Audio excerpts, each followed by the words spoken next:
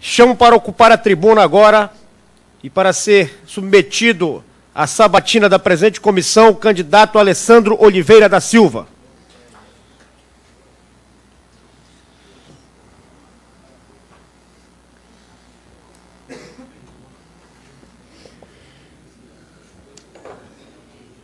Conselheira Janaína.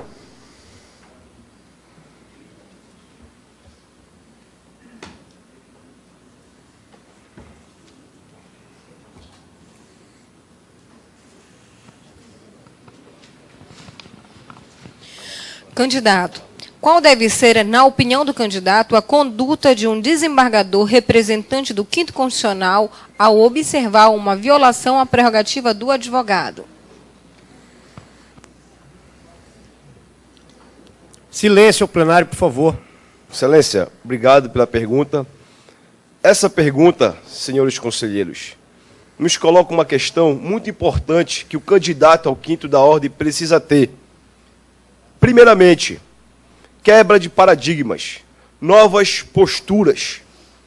Nós vivemos aqui no estado do Pará, querendo ou não, um momento ainda um pouco até de colonização.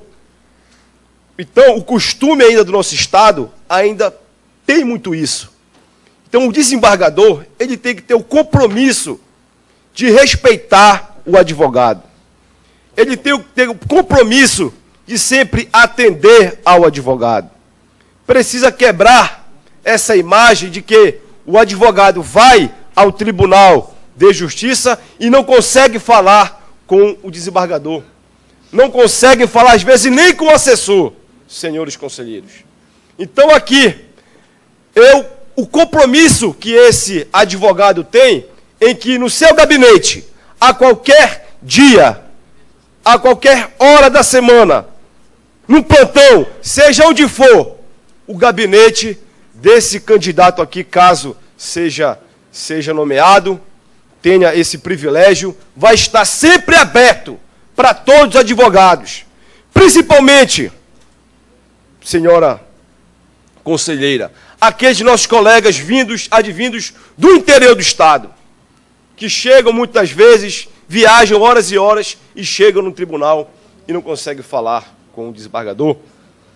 Então, senhores, isso também passa muito por trás de uma questão que nós precisamos falar aqui também nessa sabatina importante.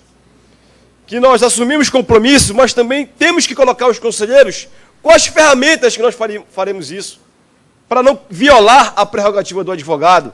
E tem um que eu apresento aos senhores conselheiros, que é a questão da gestão pública, da gestão do seu gabinete, muito bem lembrado pelo candidato Dr. Luiz Neto, da gestão, e muitas das vezes que nós temos aqui violado as questões prerrogativas, é a questão de você não ter naquele seu gabinete uma gestão de modo eficiente. E hoje em dia, as grandes organizações, senhores conselheiros, sejam públicas, sejam privadas, primam por ferramentas eficientes de gestão. Portanto, caso nós estejamos aí nessa luta, nós vamos lutar para que regras, para que prerrogativas de advogados não sejam violadas, aplicando devidamente ferramentas de gestão eficiente e, claro, também a questão do lado humano, que nós não podemos levar em consideração, sempre dando o tratamento, o máximo cordial para os colegas advogados. Quando o colega advogado... Tempo encerrado. Encerrado, desculpa.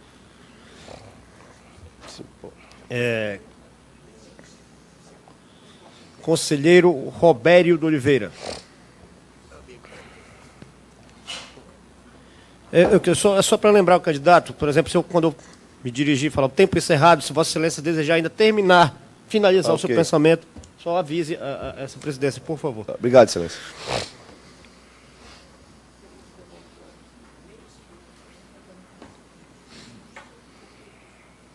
Candidato, qual a sua opinião acerca da elevação de 2ª para 3ª entrâncias das comarcas de Santarém, Marabá e Ananindeua como forma de otimizar a prestação jurisdicional? Excelência, obrigado pela pergunta. É uma pergunta não sei que por coincidência aí da nossa vida, mas eu trabalhei em uma dessas comarcas que Vossa Excelência citou. Eu trabalhei aproximadamente 1 ano na cidade de Santarém. E também trabalhei alguns meses na cidade de Marabá e na cidade de Ananindeua. Então, senhores conselheiros, nós que viajamos e trabalhamos por esse estado todo, esse estado do Pará, um estado que tem um desafio muito grande na sua administração pública, percebemos o quê? Que comarcas como Santarém, Marabá e Ananindeua precisam que o tribunal dê uma nova sistemática de gestão e trabalho para aquelas regiões do estado. Não por um acaso, nós passamos recentemente por um plebiscito aqui no nosso estado, em que eu acho que foi a primeira vez na história do Brasil, inclusive, que nós tivemos plebiscitos para dividir um estado que iriam ficar 3 estados. Tamanha é a dificuldade de você administrar o nosso estado do Pará. Portanto, excelências, senhores conselheiros, nossos advogados que estão aqui presentes, esse candidato, ele é a favor dessa elevação de 3º grau, de 3ª instância, tanto para as comarcas de Santarém, como para as cidades de Marabá, como Ananindeua. Por quê? Porque eu trabalhei nesses municípios.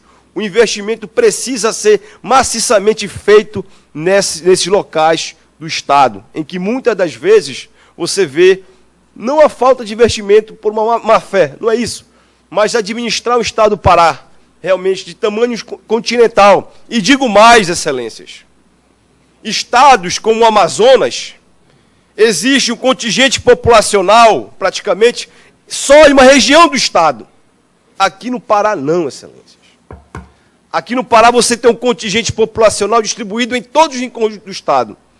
Você vai em Afuá, você vê lá uma quantidade de pessoas, uma quantidade de processos. Você vai em Palestina do Pará, você vê lá pessoas, você vê comunidades. Então o Poder Judiciário, ele precisa dessas ideias novas, precisa de posturas novas. E nós temos o compromisso com esse conselho aqui e com essa diretoria, de implementar uma gestão que quebre paradigmas, que quebre culturas de violação, porque, acima de tudo, aqui, nessa sabatina e nesse momento aqui, nós discutimos esses velhos costumes que ainda tem no nosso estado. E nós estamos aqui com esse compromisso com a classe dos advogados do Pará, de colocar uma nova visão dentro do Poder Judiciário, uma visão... Tempo encerrado, candidato. Tente mais, um minutinho, excelência, que atentem mais o interesse dos advogados e dos jurisdicionados desse estado, excelências. Conselheiro Jefferson Barcelar.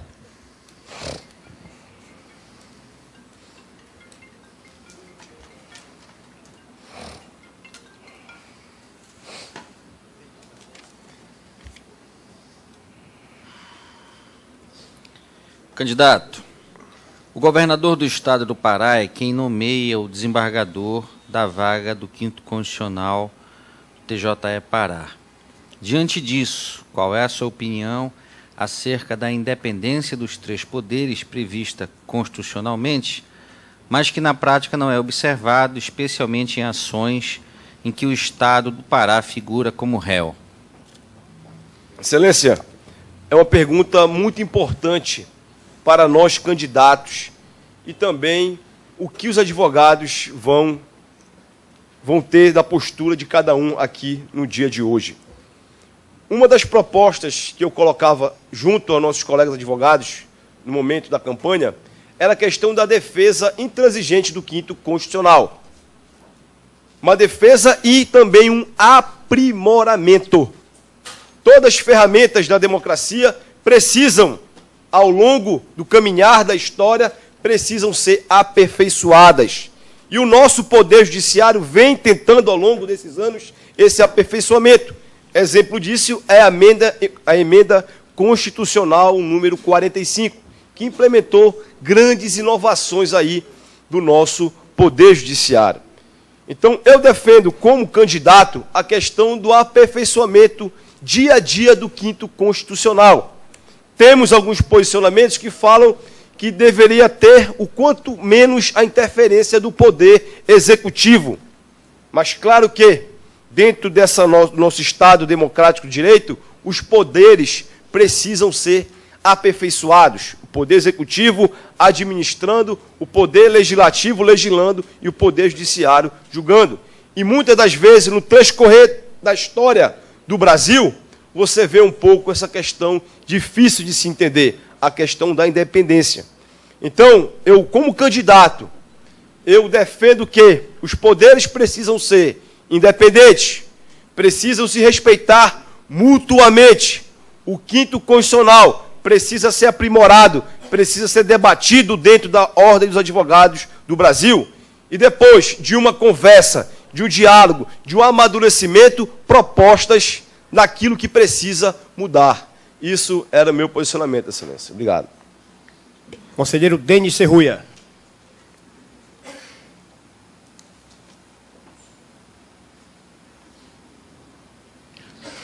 Candidato, como desembargador, como poderá colaborar para que o disposto no artigo 6º do Estatuto da Advocacia, que afasta qualquer hierarquização ou sublevação entre advogado e magistrado, seja efetivado? Excelência, eu queria só repetir isso que não... Como desembargador, como poderá colaborar para que o dispositivo no artigo 6º do Estatuto da Advocacia, que afasta qualquer hierarquização ou subordinação entre advogados e magistrados, seja efetivado? Excelências, diretoria, senhores conselheiros, senhores advogados. Essa pergunta vem em um momento muito primordial dentro do nosso, principalmente do nosso estado do Pará.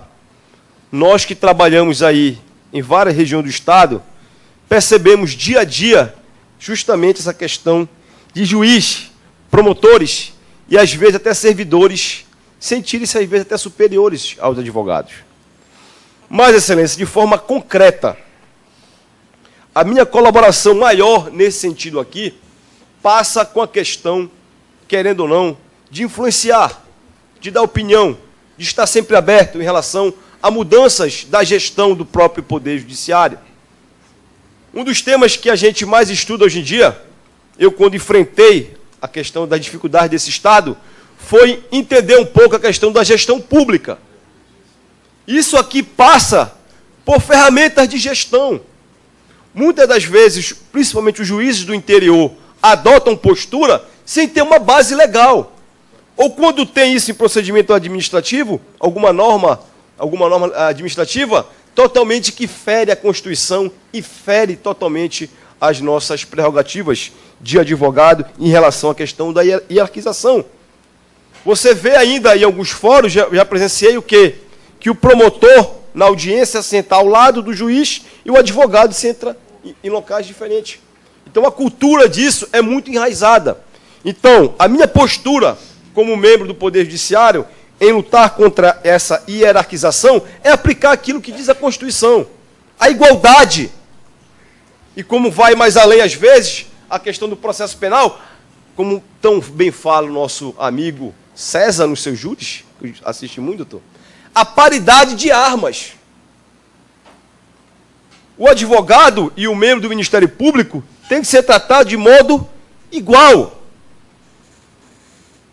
Vejam só que isso aqui não é só no nosso estado.